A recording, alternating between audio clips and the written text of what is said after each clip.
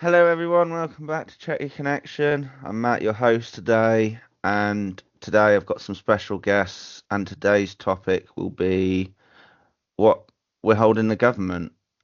So please, special guests, introduce yourselves to the podcast today. I am Dr. Mark Brooks, MBE, and I'm a self-advocacy lead for Dimensions. Hi everyone, I'm back again. Thanks, Matt. I'm Jordan. I'm a quality consultant at Dimensions and also chair of Dimensions Council. Thank you very much. So now we're going to get to the really juicy topic. As in, we will do download and other things later, but the juicy topic today is what has Labour done since we last met? And basically, today's questions will be asked to Jordan and Mark what we think Labour's doing for disability people. But what I will say is these views are our own views, not view of Dimensions. So please sit back, enjoy it, comment down below, and just laugh at the chaos that's about to descend in this recording. So I suppose as well. So I'm going to hand over. So the question I'll go to Jordan is, um, so we've had a general election, Jordan. What's your view currently on Labour or of the Prime Minister? Well, in politics, what's your current view? Are they doing what they promised? No, I'm very disappointed in Labour. I'm very disappointed in Sir Keir Starmer. Some of the things that they've announced for disabled people, I think, is quite worrying, quite scary.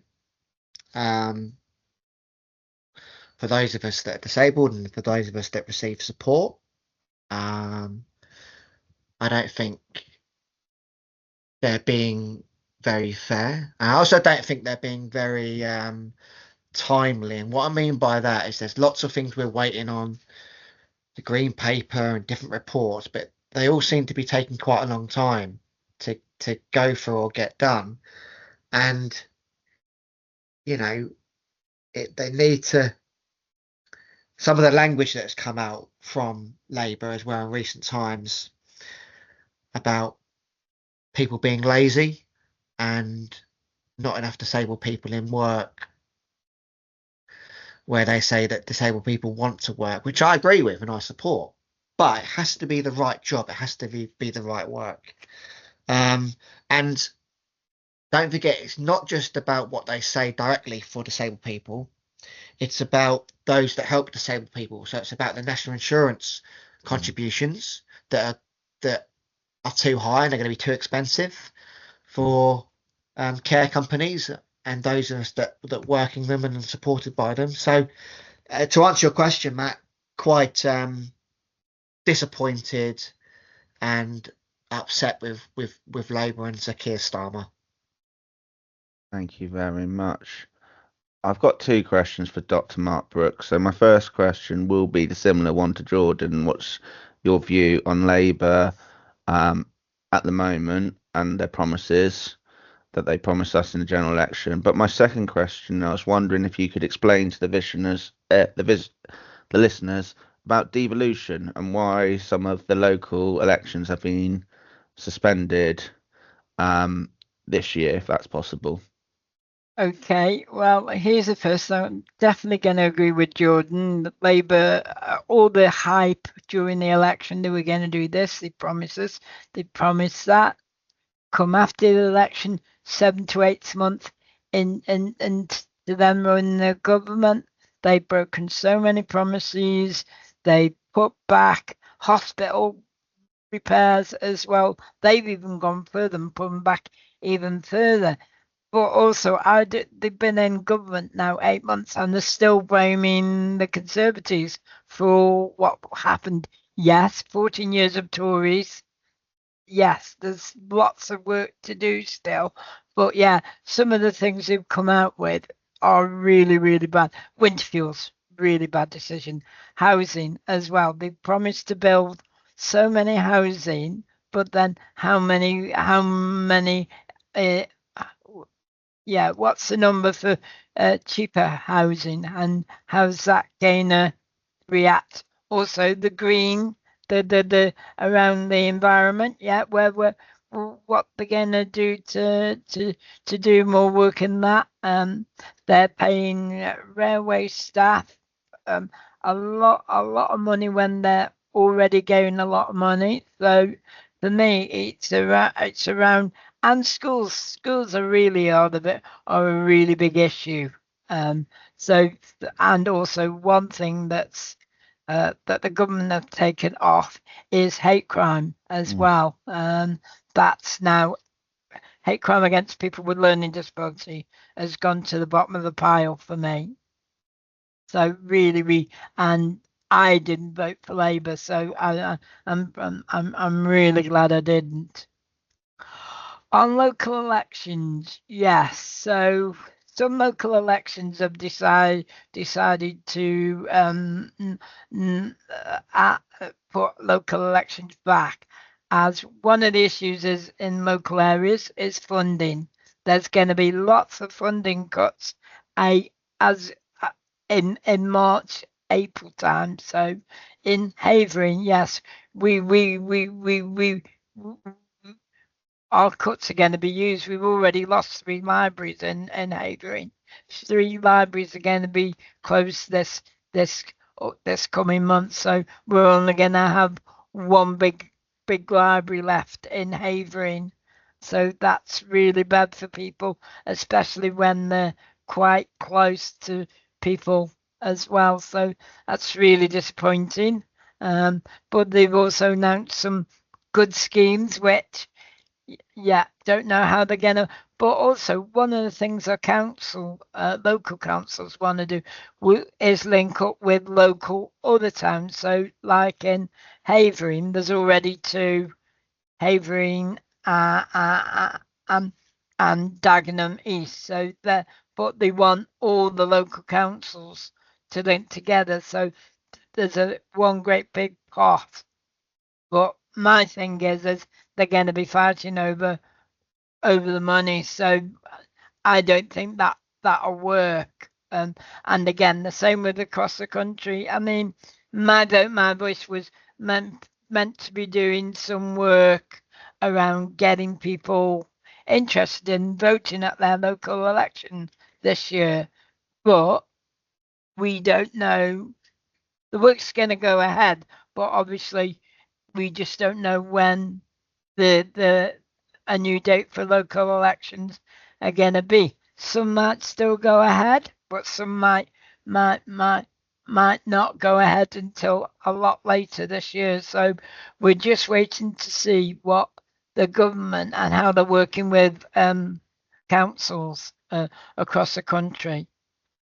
Thank you for explaining that, Dr. Mark Brooks. As I do laugh that Colchester might join your area or Norwich. I don't think you'd approve of that decision, but as Southampton is now a big, massive part of, they've joined up with everyone. I think it will be interesting to watch this space as it devolution comes and we become one super council. You won't be surprised to know that I'm against all this devolution, because I think it takes away local people's rights to vote and to if you think they're trying to merge Colchester, Clacton and Braintree together and get rid of Essex County Council and have a mayor, I think you're going to lose some of the smaller councils, some of the smaller districts, some of the smaller parish councils. I think you're gonna end up with the big boys voting for all their stuff, and I think it takes democracy away from the voter. So Yeah. I don't really agree with it. I'm not in favour of it, but there is an argument to say that it could save money and that kind of thing. But you know, they could have allowed the May elections to go ahead this year and then gave a longer period to sort of consultation with it. But So yeah, so let me ask both of you. Would you vote in the local election? Yes. Oh, Uh, you would? Yeah. Right. I would vote because I was looking forward to voting. But as I've now been made aware that Hampshire's joined up with Portsmouth, the Isle of Wight, the New Forest, Brighton, Crawley. There's only 6 local authorities that haven't are doing local elections this year. One of them is Right. my hometown of Shropshire. The rest of them are other areas. There is a whole fact sheet, but I think we'll have to wait until in Hampshire and endorse it. It's going to be at least 2026. By the time I might run as mayor, you never know. It's nice money driving around and voting all the decisions. It's a bit like Andy Burnham, um, sort of style, sort of that sort of style. But I think the hard thing, Mark, would be trying to explain that with learning disabilities to people Yeah. who I think that work of displaying how this new mayor will work with budgeting and cuts that would be the work that I think my voice will have to look at and work on what is a super mayor. Hopefully, when we talk to council next, is maybe the council do their own research and find out who their local council is, find out what they do, and maybe see about meeting them. That's a really good idea. I'm You've going to just do it for Romford, so yeah. I think that's a really good idea. I think Jordan is here, so well done for asking that question. And we will probably try and put it to the council but we'll try and do it in a way that everyone can understand Yeah. because a lot of people wouldn't understand Well, um we're putting some together, some accessible information, so hopefully that that'll be sorted soon. because when Jordan runs for your area to be your mayor, Mark Brooks, I'm sure you'll move to Southampton. No, sorry. I work in public affairs and it's a team of 3. There's myself, Hannah, and Paula. Paula leads on public affairs, and the aim of public affairs is to do campaigns and do also media work across the country for with the government, with other organisations such as the police, social care, health, and also we're working with the government to look at the issues. So Dimensions supports around 3,000 people with learning disability and autism across the country and in part of Wales. So our myself, Paula, and Hannah are to get the views of people with learning disability and autism, to work with the government around social care, health, and hate crime, and with other organisations and self-advocacy groups and people first groups across the country to get their feedback on what I've just said: social care, housing, hate crime, and health, and then to try and work the government to say what people with learning disability want changing in those issues. Thank you, Mark, for explaining that. And I suppose our chair of Dimensions Council will want us to work closely with the public affairs team and also make it so that we can add our voice to those things that you've just talked about. Might I just say that Mark's been doing this work since they first discovered the dinosaurs. So you know, it's let's I think Mark, you need some young eyes on it. I think to help you. So, but more than happy to have the council involved, and more importantly, actually, to be fair, the people we support need to be involved in Yeah. everything that Yeah. Dimensions does, and I know they are. But it's important to remember that when these stories and information pops up on the news, this has and will have a direct effect on the people that we support and Yeah. their families and their support workers. On a serious note, I'd agree. Yes, with I think since though I have been working with the council, we've done some good stuff. Matt, we've done some training together as Yes. as well on hate crime, so that was good. And I'm now invited to every council meeting, which is great. And Unfortunately, so I and think we'll be working on campaigns as well together, which will be really, really good. I I think would it's like to, if I may gently um, say about I'm really excited about our new priorities. Mm. Dr. Mark Brooks, the council are going to be working on with you and the campaigns team and the public affairs team. And so I'm really looking forward that we're going to have more joined up work and that we're going to be working even closer together, Mark, which I Yeah. know that you're going to love every second of. Oh yeah, can't wait. my two questions to my two guests, really, and this will be a natural conversation, is the government made promises when they got elected, Labour, and we're now into nearly Easter before the break. Um, have they stuck to their promises? Have they broken it? What's I'd go to Jordan first in the sense of what you've seen with Labour. What's the promises they promised you? Um, what's your view now as we look back into it? Do you think he's got a job? Well, I mentioned earlier that I'm not pleased at the start that he's made or the start that Labour's made. I think if they're going to turn it around, they really need to listen to disabled people and what their needs are, and their families and their supporters, and they really need to make things fair. And it's quite easy when you're writing a manifesto to put all these things down and say you're going to do them, but you've got to deliver on them. So I'm looking for Labour to scrap the work capability assessments and to make benefits fairer and easier to apply for. I'm looking for Labour to create more jobs for disabled people and make them flexible to meet our needs around our support needs and health needs. And I'm looking for Labour to,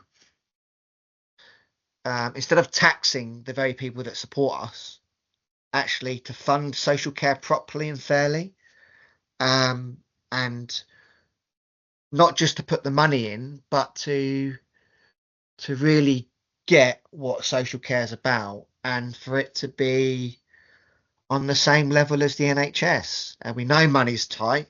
We know that it's not easy. Cuts all over the place. But these are people's lives. And I've said before about um, not making sure that we don't have pound signs above our heads, but also just making sure that we get to live the life that we choose and we want to. Because otherwise, all the campaigning we're doing, all the good things we do, I'm worried that if this area isn't taken seriously, that we might not have jobs, we might not have homes, we might not be able to be supported. And what we haven't mentioned today so far is the threat, and I've had assurances on this that it's not as bad as what's first reported, but the threat of what they're doing with the annual health checks and Mm. scrapping the 75% target. So, we know that people with learning disabilities are dying far too soon, and I'm just worried that that's going to happen even more if Labour continue down this path of what they're doing. But I hope that that's not the case. Thank you very much, Council Chair. Um, Pretty much, Mark Brooks. I know you didn't vote for them, but with the promises that you were told and you've been to the conferences, when you go to the next conference, are you going to challenge them and say, can you make it better for people with learning disabilities? For the last few months, I've been doing a lot of work around health, and obviously now the Labour government now have said they're going to do a 10-year plan for the NHS, which in the last couple of meetings, yes, some of it looks good, but some of it's beyond like the next year or 2 years. So they need to do things like now, fix things now, especially people waiting on the waiting list with a learning disability who don't know when they're going to be going for say like their operation. Social care and the NHS, the funding needs to be split. It needs to go back funding for the NHS and funding for social care. The national insurance, the government need to help, especially smaller organisations who aren't going to be able to afford it. Some even might go out of business. And I know we, with other organisations, have been talking to the government to try and at least put some money into the pot to help pay for for contributions, national insurance contributions. But we don't think they're going to be doing that. Again, like Jordan says, there needs to be 2% across the country with a learning disability now only have a job. 2% after it was 5% just before the pandemic. So the government need to, and around benefits, they need to make still the easy reform, but also look around. I mean, I heard at one point Labour we're gonna stop 0 contract hours. Mm. Yeah, I which don't know where that's gone. I don't know if they're moving It's forward with it still, it's still going to but go they ahead. need to put Yeah, something separate in place so that people can work as many hours as they want to without it affecting the benefit. Yes, I understand that they want to get people back to work, but they gain them back the wrong way. So yeah, so there's lots of things that Labour can definitely improve on. And yes, hoping between now and September they do start to listen to people, but we can help shape where they do need to change things. that's brilliant. Thank you, Dr. Mark Brooks. Um, it's it's going to be a productive year with the government, and I hope with our voices being heard, we can we can make a noise that they will listen to the work that you're doing and I'm doing with the APG and other organisations. Um, Jordan, could you explain those priorities for those that are Mm, listening? um I can, yeah, more than happy to. So it's important to say from the beginning that these priorities that we have chosen have came from the people that we support across all our regions and homes. So each region, through the Working Together for Change and the Everybody Counts groups, picked the top things that they were concerned about, that they wanted to improve on, that they wanted to make sure were happening in their lives. And we took that list, and the council voted on the top three. And the top three were health, improving people's health and well-being, in particular mental health. Priority number two was um, making and keeping friends and having friendships, which is really important, which I think is linked to health and mental health, in particular loneliness as well. And a really important one for everyone we support is um, recruiting and keeping good support staff. Because without good support staff, we can't have the great lives that we want and need and deserve. So those are our priorities for the next 2 years, and really happy that we've listened to the people we support and come up with those. Thank you for explaining, Chair Dimensions Council. So, I'm gonna go to Jordan and see what he actually did, what he's been watching, or on the download section. Thanks, Matt. Well, yeah, I've been watching a lot of sport, the Six Nations, the FA Cup, all of that this weekend.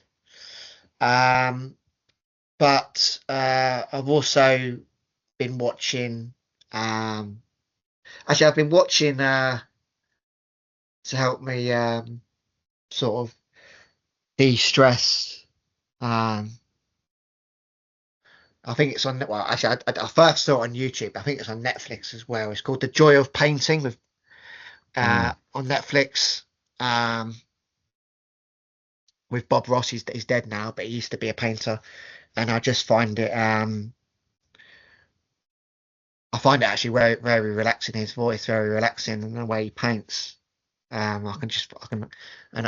just chills me out for a bit. So I enjoy watching it, but also it has health benefits as well. I've been watching that, but also I've gone from that. I've been re-watching the Alien films as well, but in Ultra HD. So I've been enjoying those as well. That's brilliant. Yeah, I've done the set. I've watched Six Nations, and yeah, it's not and I've just watched some stuff that's coming out. Looking forward to Lord of the Rings season 2.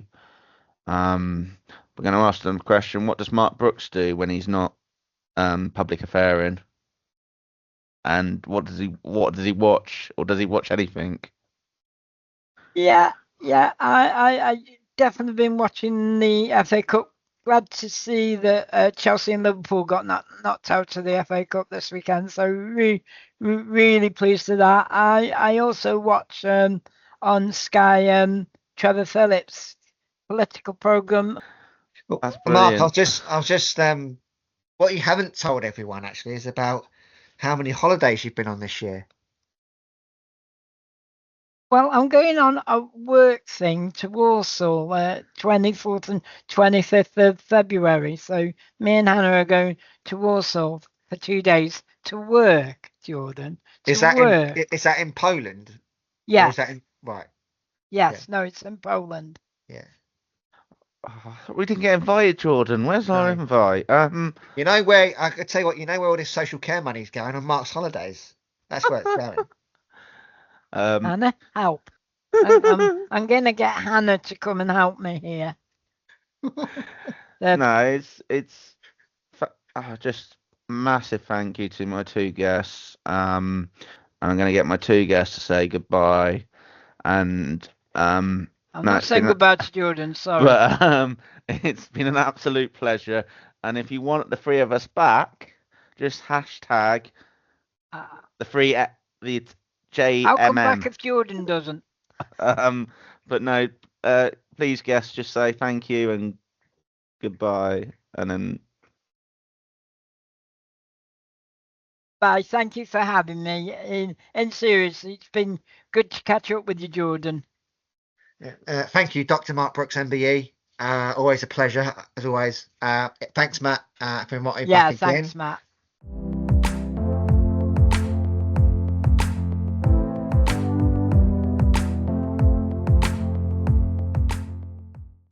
To that. Okay. You want me to do that now, Matthew? yeah, that's If you fine, if you could Mark. do it 45 minutes ago, that'd be fine, Mark. It's a shame, I'd do a rude sound, but we're live, so